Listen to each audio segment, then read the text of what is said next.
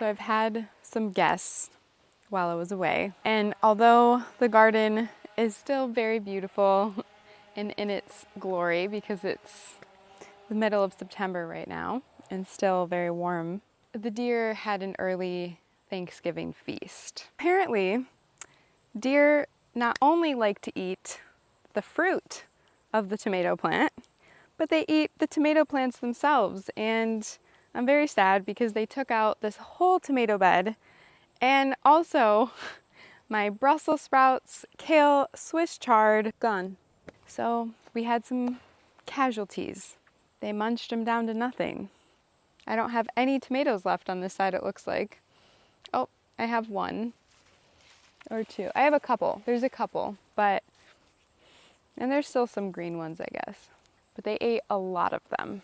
So next year, I will be building a very big fence. The tops of all these tomato plants were all eaten off. We have a couple guys left. I should come back with my basket and harvest some of these before they get eaten by the bugs. They just trampled right through here. They munched these down to nothing. This is my dinosaur kale. They left the eggplant for me, thank you very much. I don't have many eggplants. This is the only one I see. Oh, that's because my other eggplants are over there. And this one's flowering. There'll be an eggplant that grows here. Look at what these deer did to my garden. They were nice enough to leave my cabbage. They left this kale over here, and they left my celery. I know they ate some of my dahlias and some of the flowers that I'm growing because I can see where they chewed them off. So just kind of really annoying. This whole plant had some really big juicy tomatoes on it. They ate that all off, and the tomatoes, and apparently the one over here.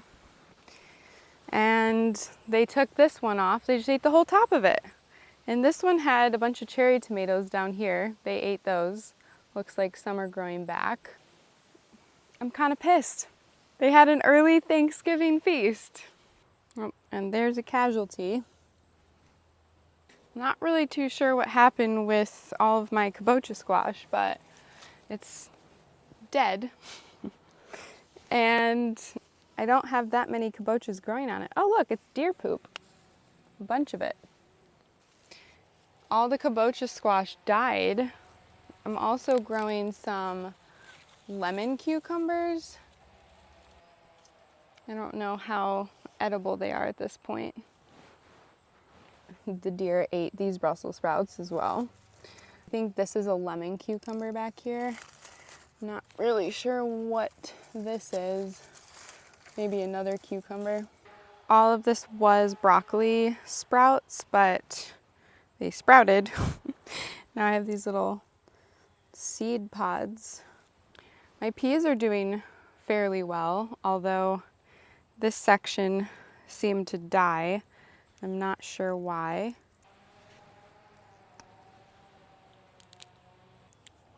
These are really tasty. This is lemon verbena. This is like gonna always be a staple. It makes the best tea, and it just, it smells amazing. And this is pesto basil. This makes really great pesto, obviously. And then here I did grow some yarrow from seed, and it took a really long time to flower. This is a great medicinal herb. I can't remember off the top of my head what for, but I will be harvesting some yarrow. Then I'm also growing calendula. The calendula didn't seem to grow a lot, probably because I planted too much in this area. These are very tasty. I forget which variety this is. I lost track. And these look like they'll be ready to harvest soon. Unfortunately, I think I missed zucchini season. These were all supposed to be yellow squash, or they just got eaten by the deer. I don't know. Probably both. I think I still have some radishes in here, but they didn't grow very well. Obviously, these are gorgeous. These cosmos are my pride and joy. I freaking love them so much. They're so beautiful, and the two different colors that I have going on here, and I have them planted right behind the chamomile. So it's a nice arrangement, and I'm definitely going to be planting a lot more of these next year. Like, I love cosmos. These are so beautiful. I also really like these white sunflowers that I'm growing. I grew these from seed as well. Again, I just planted everything super late, so some stuff popped up later than others. These will be a returning member of the garden next season. What's below here is all just like nasturtium, strawberries that are not strawberrying right now. This is actually edible, and the flowers of nasturtium are edible as well. So they taste kind of peppery, and they go really nicely in cocktails or on cakes. Difference between the pink and the yellow ones actually taste different. The yellow ones are a little peppery. The pink ones are a little bit more sweet. I find that the pink ones actually, though, don't last as long as the yellow ones. Like, their shelf life is just a little bit shorter. The pink ones are sweeter, and the yellow ones are more peppery. This is only one tomatillo plant, I think. Maybe it's two, but it grew a lot, and there's quite a few tomatillos on here. They're really cute. They're like these little ornaments, and I think I will definitely be growing tomatillos again next year. I planted it way too close to the shishito plant, and the shishito plant is kind of hidden in the back along with some peppers. These were sunflowers that were taken out, clearly eaten.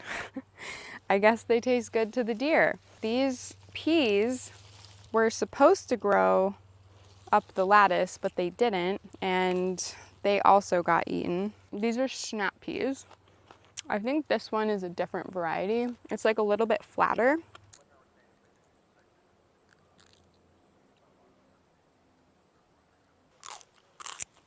I'll be growing snap peas again next year.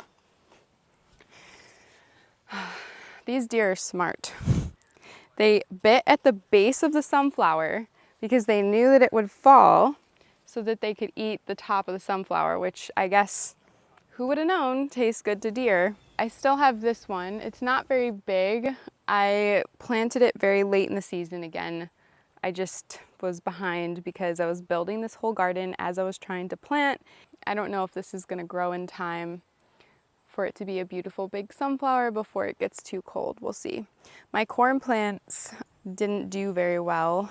They kind of got attacked by the flies. I don't know if there's any saving them. I also realized that you kind of need to grow a lot of corn. You only get like 2 or 3 corns maybe per plant.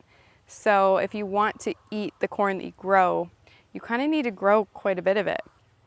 These are both lemongrass. I'm excited to make some lemongrass soups with them. I'm also really excited to harvest my red cabbage. It's the only one that I grew. And hopefully get some eggplants. I'm growing these little white Japanese eggplants. Oh, the white night eggplant, that's what it is. This is red basil that I grew from seed, and it's actually doing pretty well. I'm gonna try to keep it going throughout the winter indoors. And my very clearly failed herb tower. This just didn't work for most of the herbs. It did for some of them. My lemon thyme was okay. Oh, it smells so good. This stuff is so great to cook with. And then rosemary did okay, but all of the mint and I don't know, whatever else I planted in here just didn't work. So I'm gonna dig these up and bring them indoors for the winter, I think. I really thought that my lemon balm that I planted from seed was a lost cause, but I found one tiny little baby plant in some dirt and I recognized it, and I was able to differentiate that it wasn't a weed, that it was in fact a plant, and realized it was lemon balm. And I bought 3 varieties of lemon balm. I bought limoncello, mandarin, and then like the regular one. And I think this is the mandarin one because it smells like mandarin oranges. So I'm really happy that I saved this one because it's really hard to grow lemon balm from seed and it takes a really long time. Borage is another one of those flowers that I really wanted to have in my garden because it's edible and it also has medicinal properties. Kind of tastes like cucumber, and I love to put it on salads or cocktails, or you can also just steep it and make a tea out of it. And it's pretty. It's a nice decoration to add to your food.